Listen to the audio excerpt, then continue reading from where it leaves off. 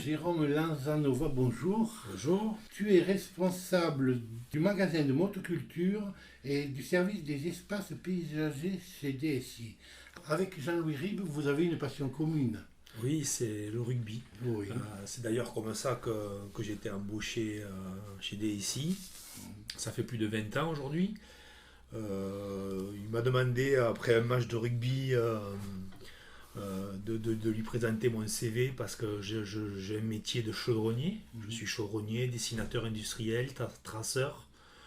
Et donc je lui ai passé mon CV pour qu'il le montre à son frère qui travaille sur la ligne chaudronnerie à Airbus. Et puis 2-3 jours après, il m'a recontacté en me disant que mon CV était intéressant pour un projet qu'il avait pour la gestion des magasins et la ligne transitique sur Airbus Saint-Éloi.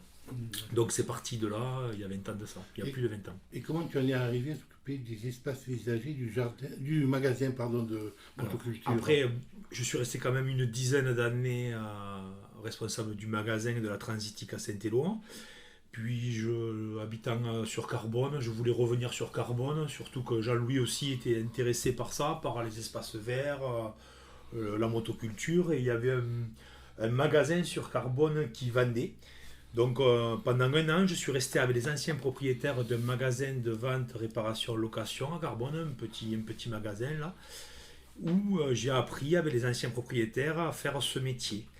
Après, on a commencé à développer les espaces paysagers à côté. On était 2, 3. Et puis aujourd'hui, j'ai une quinzaine de personnes en espace paysager.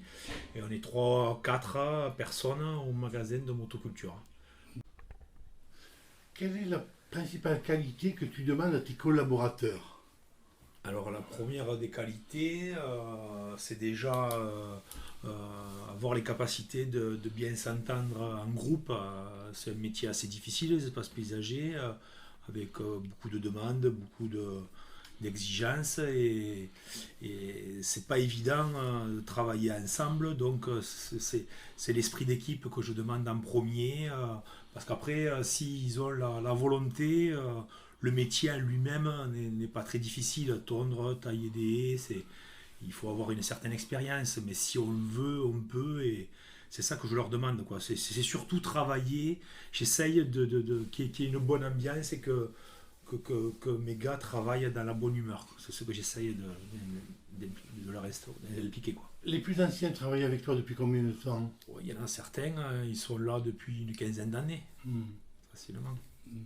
Quels sont les services que propose le magasin de motoculture alors? Alors le magasin de motoculture, c'est simple, il propose de la vente. On est revendeur Husqvarna, Ferris, à machine professionnelle, tondeuse professionnelle.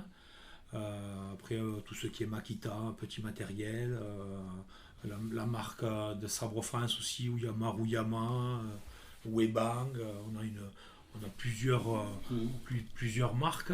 Nous faisons aussi la réparation.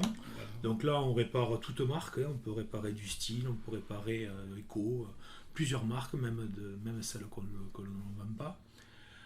Et ensuite, on a une prestation aussi de location, où on vend des mini-pelles, de location où on loue donc des mini-pelles,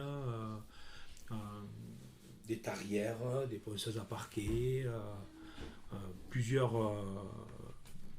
matériaux. Voilà. C'est quoi le plus délicat? C'est le magasin, les espaces verts au niveau de l'organisation? Alors, les espaces verts, il y a une grosse organisation où je suis aidé justement avec Dominique, puis après j'ai Guillaume Florenda et Fabrice Cadet aussi, où il y a un travail de planification. Tout ça, c'est très important de planifier. Nous, on fait un planning à l'année, et ensuite c'est planifié hebdomadairement, et chaque équipe, tous les lundis matins, sur leur tablette, ils ont le planning de la semaine. Et les clients viennent comment vous les allez chercher? Alors c'est le service commerce qui nous donne l'information par rapport à des appels d'offres. Ensuite, il y a des clients qui viennent au magasin aussi pour la motoculture, qui nous demandent si on peut leur faire un devis pour des prestations chez eux. Mais voilà, après derrière, il faut savoir qu'on a des clients comme Airbus, comme Safran, où on y est depuis des années. Et ça se renouvelle en permanence. Le bouche à oreille aussi fait que on a toujours des clients. demandeurs. Et au niveau de la perspective d'avenir, comment ça se passe? Quels sont les projets? Alors aujourd'hui, on a encore Airbus, donc un de nos plus gros clients, où j'ai 6 personnes en permanence là-bas. Donc c'est reconduit là pendant jusqu'au mois de juillet, fin juillet, et après il y a un nouveau appel d'offres, donc on postule toujours en sous-traitance, mais voilà, donc là j'espère qu'on va continuer avec eux. Voilà, après l'avenir, c'est que ce que je me rends compte, c'est que tous les ans, il y a des nouveaux appels d'offres et il y a toujours quand même de la demande et le boulot est là, quoi. Il n'y a pas de souci à ce niveau. Vous avez une réputation qui s'est créée. Voilà. Oui. D'accord. Voilà, comment vous avez eu la marque Husqvarna? Comment ça s'est passé? Alors au départ, on avait la marque John Seren, qui est moins connue mais qui est de la même maison. Et du coup, après, en fait, au départ, quand on a démarré dans le petit magasin, c'était tout petit, on avait 2 tracteurs, même pas, on en vendait 3 par an. Là, aujourd'hui, avec ce bâtiment, on est parti sur une marque un peu plus connue, qui est Husqvarna, qui est la concurrence de Stihl. Et du coup, on fait plus de ventes, puis après, surtout, on a pu s'approvisionner de plusieurs machines. Bon, je pense que la mécanique évolue chaque année. Enfin, comment vous tenez au courant? Alors la mécanique, elle évolue. À l'intérieur avec Husqvarna, on peut faire des formations internes. Parce qu'il faut savoir que maintenant, les machines, c'est un peu comme les voitures. C'est électronique. Il faut les régler informatiquement, les mettre sur un banc, à l'ordinateur. Il n'y a plus besoin d'être trop mécano. Maintenant, il vaut mieux être informaticien. Mais après, il y a toujours besoin quand même du savoir-faire pour changer, nettoyer les carburateurs. Les bougies, enfin la base. Quoi. La base, exactement.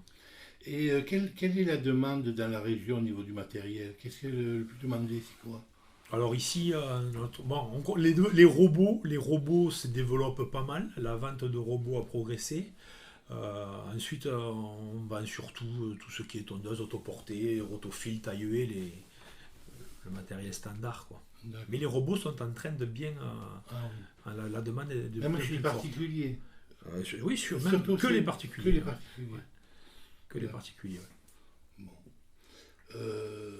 Nous allons chez eux, justement, faire...